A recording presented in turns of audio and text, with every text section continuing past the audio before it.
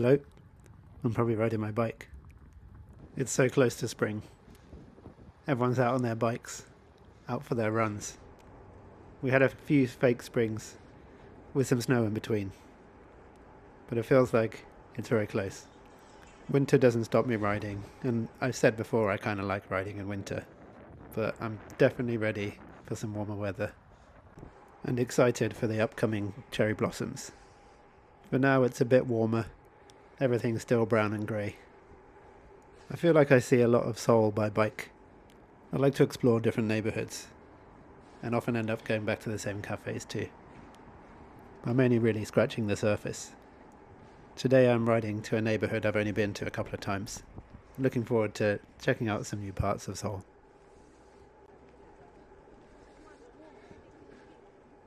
This stretch of the Han River bike path is one of the nicest, away from the road, past Yeouido. The car highway goes round the other side of Yeouido Island, so this part of the Han River bike path feels really nice and open, and a bit quieter. Seoul does a really nice job of maintaining these parks and making infrastructure for everyone.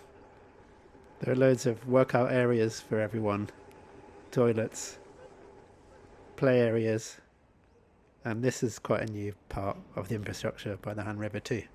The Yeouido Roll Park. I've seen a lot of pictures of it, but this is the first time I've been in person. I think it gets incredibly busy later on, but I'm up here early morning and I had it all to myself, so I couldn't resist having a go on this pump track. Maybe not the right bike for it, but it says on the wall, for all wheels.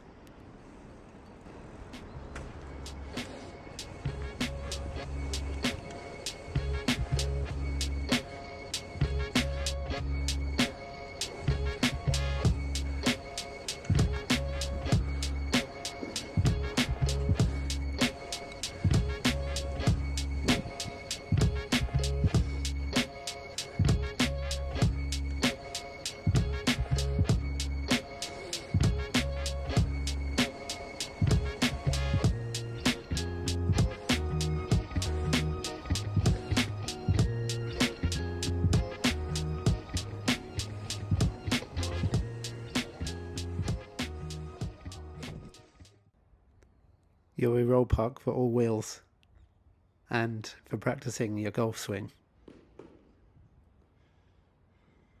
A fun little place which will be full of people later on. And maybe more golfers too. I picked my Rune Rufus Stone to ride today because it's quite a long ride, and this is probably my fastest bike that I have. It's mostly bike paths the whole way for this trip today too. I love cycling through the alleyways and the streets, but sometimes you just want to put your headphones in and go for a longer ride. A good chance to listen to an album all the way through. And this ride was about an hour and 20 minutes, which is the perfect length to listen to the Miseducation of Lauryn Hill, from beginning to end. A nice throwback to the late 90s.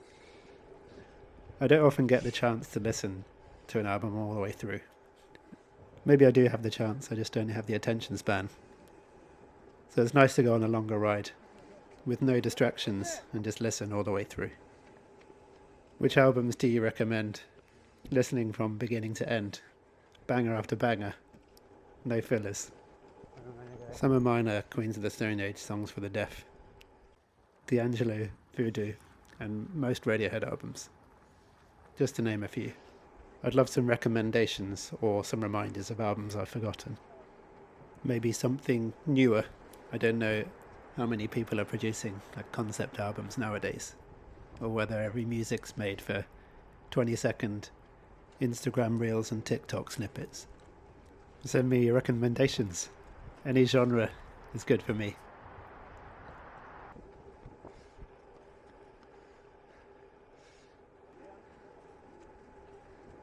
Past all the marathon runners, I seem to be picking every route each weekend where there's a running race happening at the same time.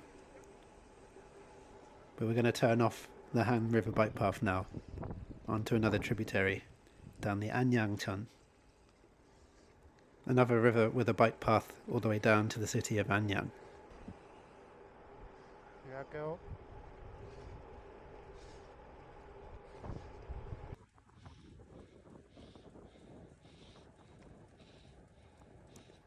The warmer weather means I get to wear my new Probably Riding shirt too.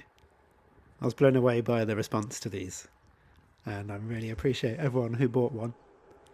And we should have more in the works too, in case you missed out this time. I'll keep you posted.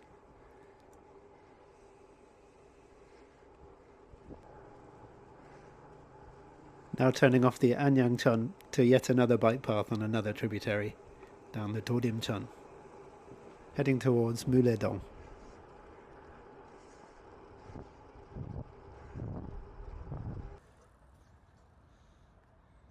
I took a wrong turn and had to take the stairs up, but I've got a lighter bike, so no problem.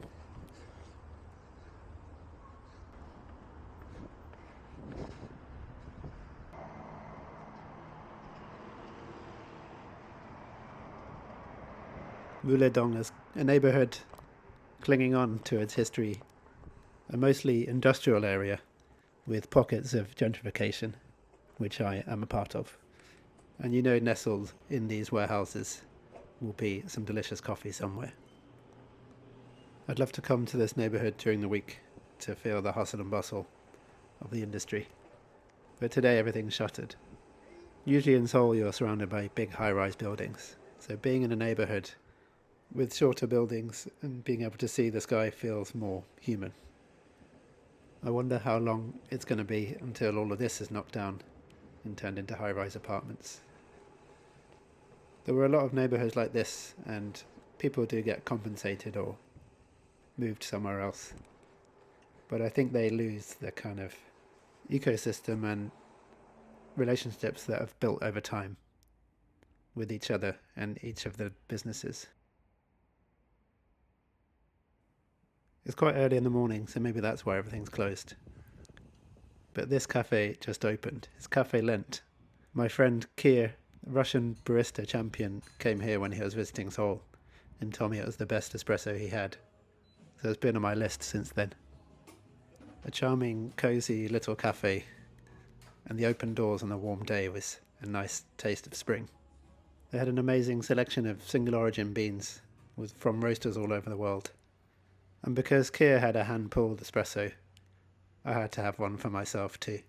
I chose the candy beans from Stereoscope in LA, a Colombian anaerobic natural process. It was the one that smelt the nicest. I was always curious about this ROK espresso machine. It's the first time I've seen one and tried a coffee. The barista said you either love it or you hate it. He loves it, he had quite a few of them. I think one day I'll have to get one for myself.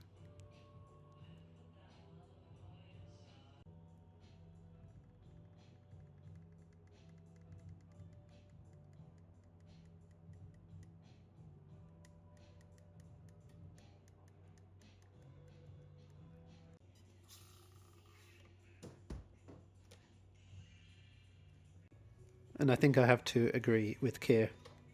This is the best espresso I've had in Seoul too.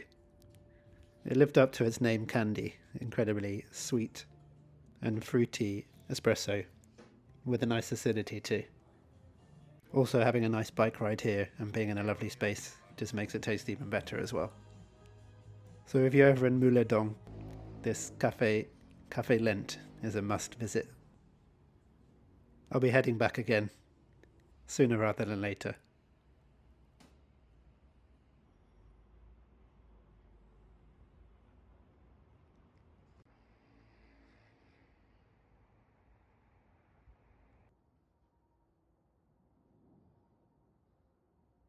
I left with a beaming smile because the coffee was so incredibly good. But now it's time for some lunch.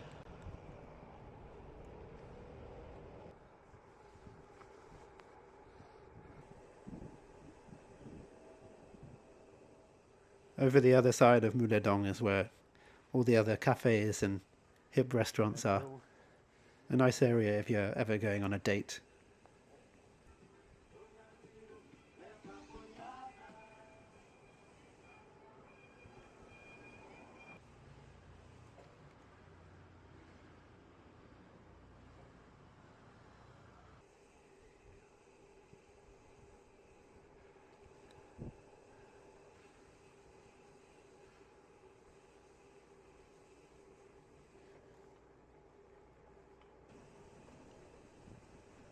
Meeting my friend Nick and his partner for a delicious lunch.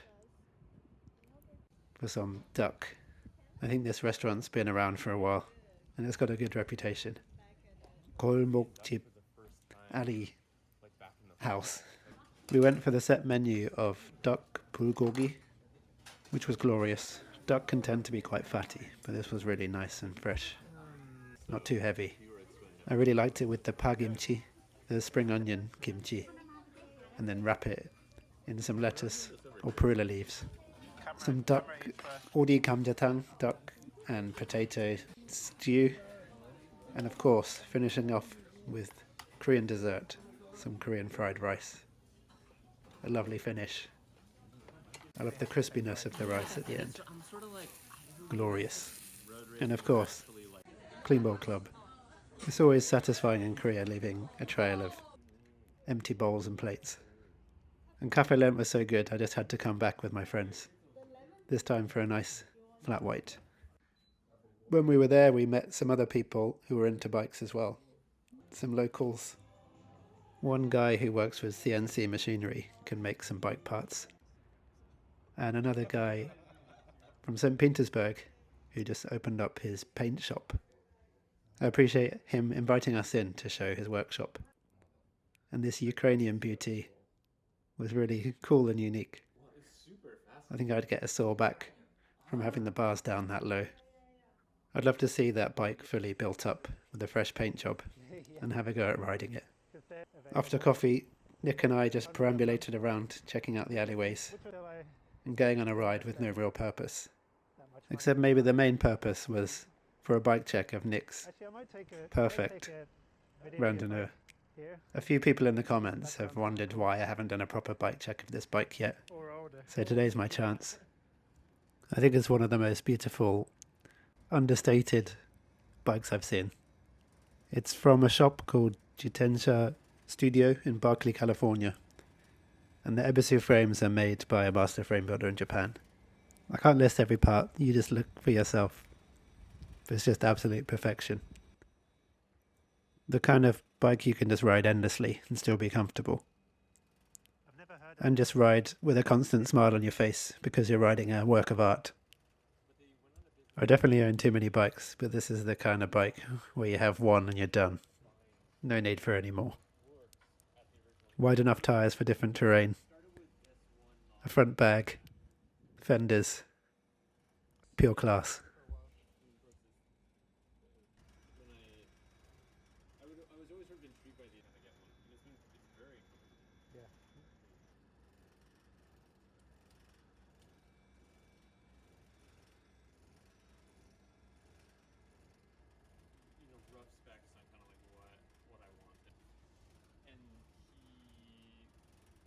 I think you should rewind the video a few times and just keep looking at it. If you're ever feeling down, just come back to this video and have a look at that bike. In my apartment building, but it was in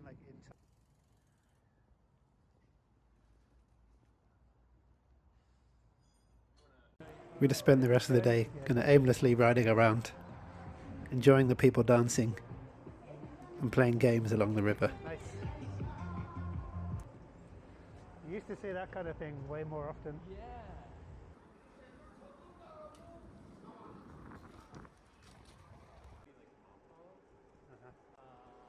The weather was too good and we were enjoying being able to sit outside so much. We stopped off at one more cafe for a decaf. This is BA Cafe, a stalwart of the bike scene. It has some very fancy bikes. A nice place to stop off on the southwest side of the Han River.